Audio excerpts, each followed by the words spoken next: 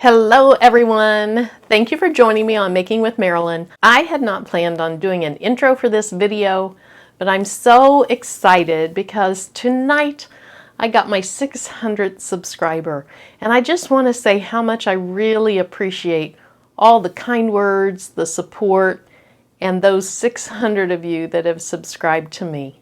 What I made in my current video are these St. Patty's Day inspired earrings, and they're St. Patty's Day inspired because they're green. I wanted something to wear on St. Patty's Day, but I didn't really want to go with something that had the shamrocks or something like that on them, although I still think I might make a pair like that. I wanted to have something that I could wear any day of the year. And so this is what we end up with. If you want to make something like this, I got this leather at Springfield Leather Company.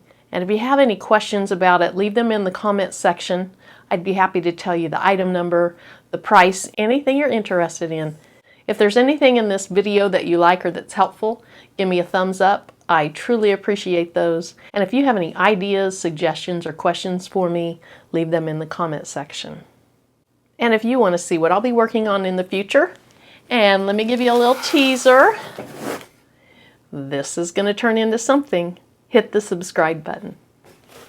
Then if you want YouTube to notify you when I upload new videos, tap the bell. So I'm going to make some teardrop shape earrings with a green distressed leather. I recently did a video where I had my maker draw where I want to punch the holes in my earrings, but I wasn't using a Cricut pen, and at least one of the subscribers recommended get a Cricut pen, see if that works any better, because the holes in the other video were a little off center. I thought maybe it was a calibration issue, but I had calibrated recently. So I'm going to try it again with these earrings having the hole, or where the hole goes, drawn on the back of the earring, and then I'll punch them myself. I really don't have great luck when I'm using genuine leather on having the Cricut cut the holes, and so that's just how I'm going to try it tonight. So let me go ahead and click Make It. Now, as always, I move the earrings down some so that I know exactly where to put my leather. And I want enough room around the leather so that I can put some tape on it. So for these earrings, I know that I'm going to cut about 2 inches down and 2 inches from the left side of the mat. If I had anything on these that I needed to worry about it facing a certain direction, I would mirror it, because you flip your leather over when you're cutting genuine leather, but I don't, so I'll keep moving on.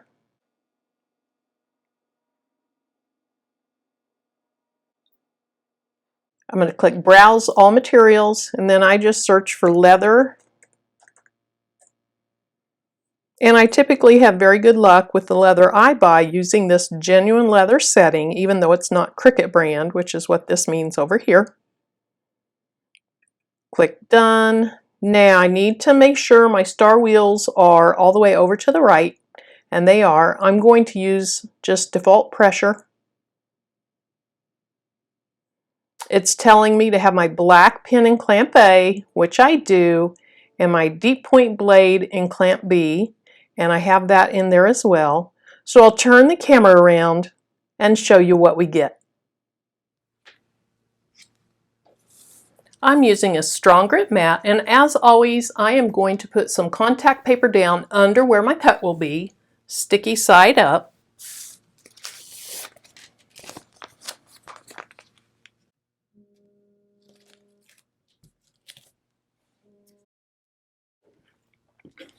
Now this is my distressed leather.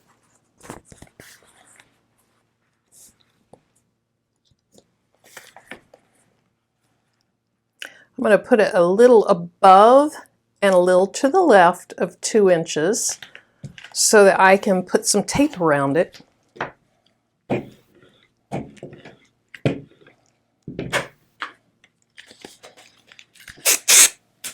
This is just Super Hold by Scotch.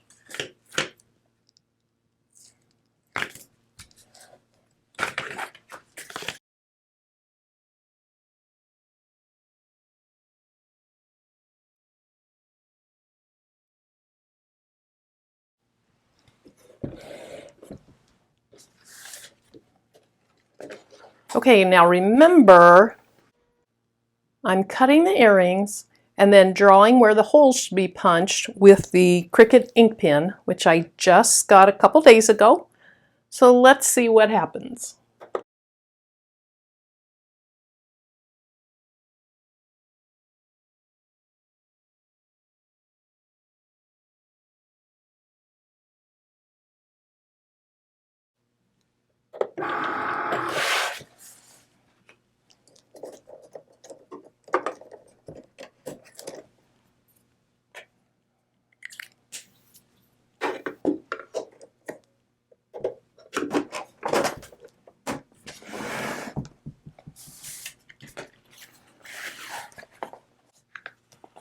Okay,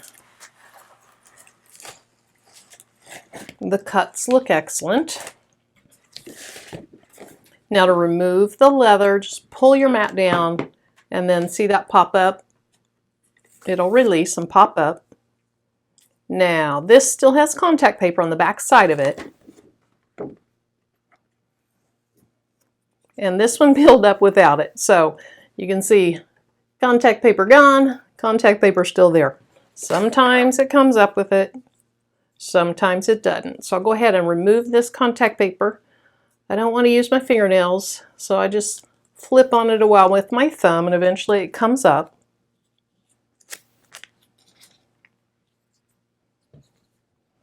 Okay, this is a really nice cut. Genuine leather typically does cut pretty nicely, but you will have some frays that hang off the edges. So if you just kind of brush them to the outside, then you can go along from the back side, have your scissors angled so they're not going to go through the front, and just start snipping away at all those frays. Be really careful though that you're not touching the front because you can misshape the front layer of the leather and that won't look good.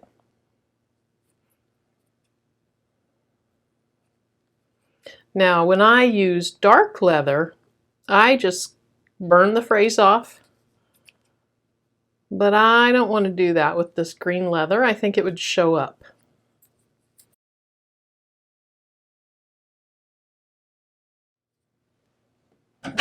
So let me compare these two earrings. You can probably see some of the frays on this earring all along there. And then once you trim them up, they're much less noticeable. So give me a minute just to finish cleaning these up, and then we will punch our holes.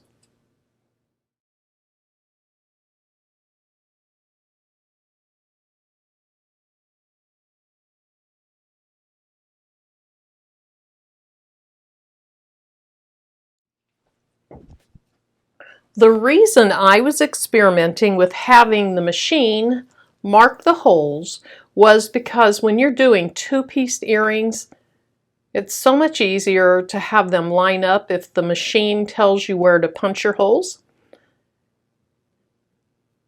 With this pair, it's not really a big deal. You just punch them up at the top in the center. But since I just got my Cricut pen, I was excited to see how it worked. And here's the marking. It's still not quite exactly in the middle.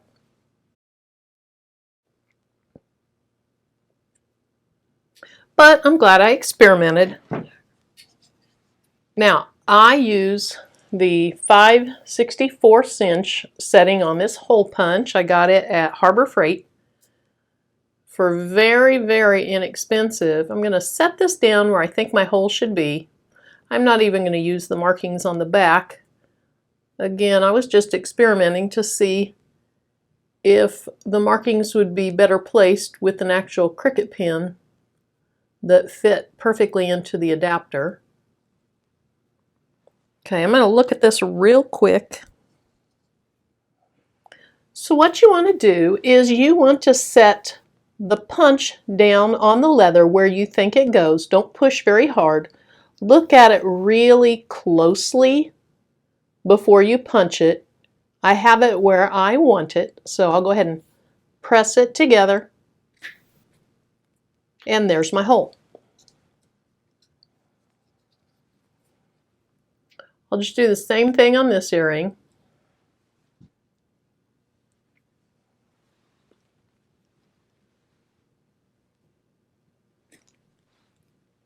Okay.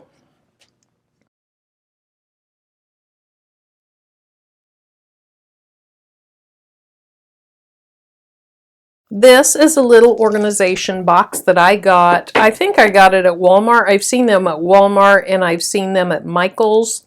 And it had more of these circular things inside, but I wanted some room for some other things, so I took a few out. Now with these earrings,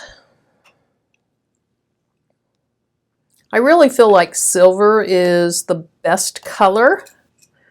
So I'm just going to get my silver fish hooks out and my jump ring tool.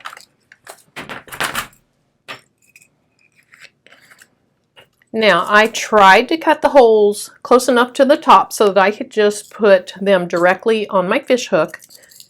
I think they hang much nicer when you don't have to use jump rings. When you use jump rings, they move around more and they can get turned sideways. Sometimes it's necessary, but when I can get by without them, I highly prefer that. Now I don't need this because I don't use the jump ring tool when I'm not using jump rings. Not sure why I got that out. With this hook, let's see, it comes through the ball and goes this way, so I'm going to twist this, and you don't want to pull it apart. You don't pull outward, you twist it. I know I say that on every video, but that's really important. And then just hold on to the ball with your thumb, and it slipped. Twist. Okay, so they need to go that way. So now we just do the reverse. Grab the loop and hold on to the ball and just move it out of the way. There we go. Twist it back.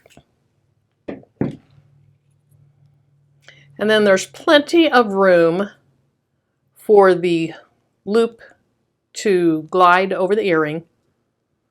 If you don't have it close enough to the top, sometimes it hangs off to a side, and I don't like that. If that were the case, I'd go ahead and use a jump ring or two.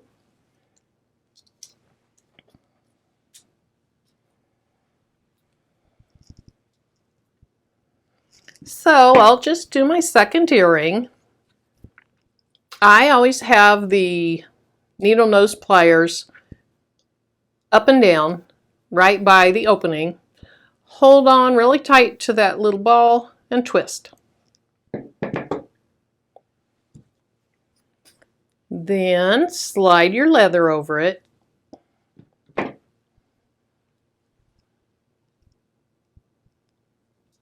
Grab the fishhook again with as much of the needle nose plier on it as possible so you're not bending the wire instead of just twisting it.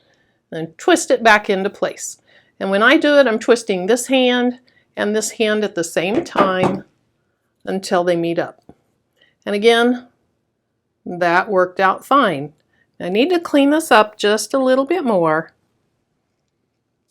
And then I'll take a picture of them, show them at the end. But aren't those cute? Again, these are inspired by St. Patrick's Day, but you can wear them anytime during the year.